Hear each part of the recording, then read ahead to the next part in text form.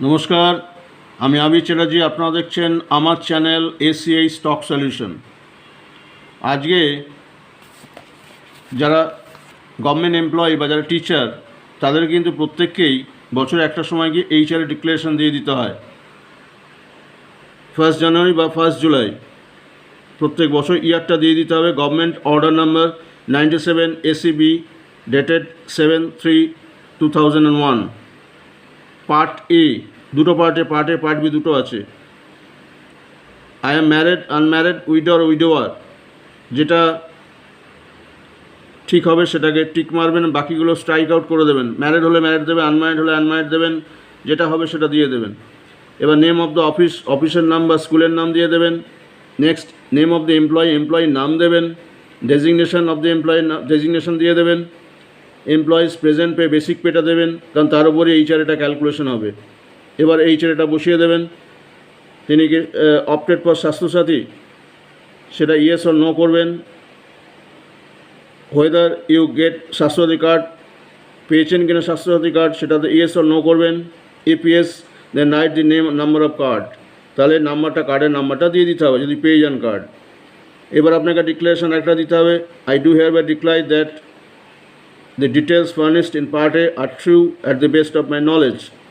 তার মানে আমি ডিক্লেয়ার করছি যে যেগুলো আমি বলেছি সেগুলো সবই জ্ঞানত সত্য। এবার ডেট দেবেন এবং সিগনেচার করবেন। এটা গেল পার্ট এ। এবার আসছে পার্ট বি।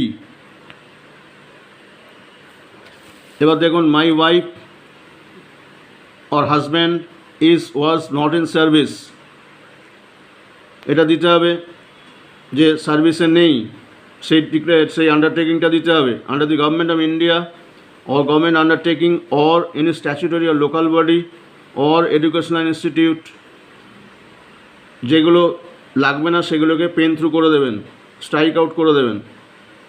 এবার মনে করুন যদি ওয়াইফ বা হাজব্যান্ড চাকরি করেন, my wife or husband was in service, তাহলে যদি চাকরি করেন তাহলে তার পার্টিকুলার্সগুলো দিয়ে দিতে হবে।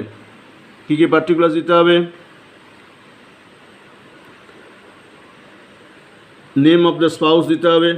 ওয়াইফ হলে ওয়াইফ দেবেন, ওয়াইফ হলে হাজব্যান্ড স্পাউস, আর হাজব্যান্ড হলো ওয়াইফ স্পাউস। তাহলে নেম অফ দ্য অফিস দেবেন, অ্যাড্রেস দিয়ে দেবেন, স্পাউসের প্রেজেন্ট পেটা দেবেন, বেসিক পেটা দেবেন, কারণ তার উপরে HRA ক্যালকুলেট হবে 12% হারে। এবার HRAটা দেবেন। হোয়েদার স্পাউসের অপটেড বাই গভর্নমেন্ট হাউসিং, তিনি গভর্নমেন্ট হাউসিং স্কিমের জন্য অপশান দিয়েছেন কিনা সেটা ইয়েস ও নো করে দেবেন। whether spouse is opted for West Bengal health scheme, yes বা no হলে সেটা করে লিখে দেবেন। yes হলে yes, no হলে no।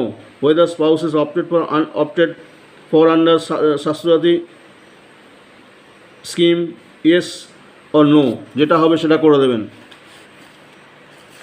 এবার আবার আপনাকে কিন্তু একটা ডিক্লারেশন দিতে হবে। কি declaration? I declare that the details furnished in part B are true at the best of my knowledge। আমি আবার ডিক্লেয়ার করছি যে যেগুলো বলা হয়েছে পার্ট বিতে সেগুলো জ্ঞানত সত্য। ডেট দেবেন, সিগনেচার করবেন। এনক্লোজড কি এনক্লোজ করবেন, কি দিয়ে দেবেন সঙ্গে? স্যালারি সার্টিফিকেট অফ স্পাউস, কারণ সেখানে সব কিছু ডিটেলসে দেওয়া আছে। ভেরিফাইড বাই, ভেরিফিকেশন করবেন কে? SIS বা HOI বা HOO। SIS হচ্ছে sub inspector of schools, HOI head of the institution, আর HO হচ্ছে হেড অফ অফিস। আর প্রাইমারি স্কুলের জন্য কী হবে? সিগনেচার অফ হেড টিচার বা TIC with seal, signature with seal করে দেবেন। আচ্ছা, আর একটা কথা মনে রাখবেন যে হাজব্যান্ড এবং ওয়াইফ যদি দুজনেই চাকরি করেন তবে সেক্ষেত্রে নিয়মটা কি একটুখানি জেনে নিন। there is no restriction on calculation on claiming HRA benefit by both the spouses। কোনো রেস্ট্রিকশান নেই, কিন্তু হাজব্যান্ড ওয়াইফ দুজনেই কিন্তু HRA জন্য ক্লেম করতে পারেন। If you and your wife both are paying the rent, then both can claim HRA benefit separately। ঠিক আছে, দুজনেই যদি হাজব্যান্ড এবং ওয়াইফ দুজনেই যদি রেন্ট পে করেন, ধার শোধ করেন, তাহলে দুজনেই কিন্তু HRA বেনিফিট পাওয়ার দাবিদার ফর দি রেসপেক্টিভ শেয়ার, তাদের শেয়ারের জন্য total rent claim by both of you can not exceed rupees 20,000। তার মানে কি নিয়মটা হচ্ছে, এবং হাজব্যান্ড এবং ওয়াইফের যে টোটাল যে HRA সেটা কিন্তু 20,000-এর বেশি হবে না, সেটা খেয়াল রাখবেন কিন্তু। তাহলে আমরা দুটোই দেখে নিলাম, পার্ট এ পার্ট বিতে। পার্ট এটা দিয়ে দিলাম, পার্ট বি যখন দিলাম কি না, যদি সার্ভিসে আছেন স্পাউস আর সার্ভিসে নেই স্পাউস, এই দুটো কেস কিন্তু খেয়াল রাখবেন। সার্ভিসে থাকলে তার সমস্ত ডিটেলসগুলো দিয়ে দিতে হবে, বেসিক পে HRA সব দিয়ে দিতে হবে।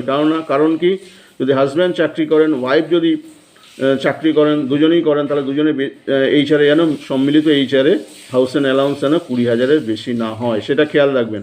তাহলে পরিষ্কার করে বোঝা গেল যে কীরমভাবে HRA ডিক্লারেশন দিতে হয়। সেটা খুব সতর্কতার সাথে সুন্দরভাবে দেবেন, প্রত্যেক বছর এই ডিক্লারেশনটা দিয়ে দেবেন। তাহলে কিন্তু আপনার দিক থেকে আপনার ক্ল্যারিটি রইল, ঠিক আছে। আপনি এবং আপনার ওয়াইফ যদি দুজনেই চাকরি করেন, তাহলে প্রত্যেকের দুজনেরই স্যালারির যে ক্ল্যারিফিকেশন HRA সেটা রইল। ভিডিওটা নিশ্চয়ই সবার খুব ভালো লেগেছে। ভালো লাগলে প্রচুর লাইক করুন, কমেন্ট করুন, শেয়ার করুন, সাবস্ক্রাইব করুন এবং পাশের বেল আইকনে প্রেস করুন, যাতে পরবর্তী ভিডিও নোটিফিকেশনটা আপনার কাছে একদম প্রথমে যায়। Thank you.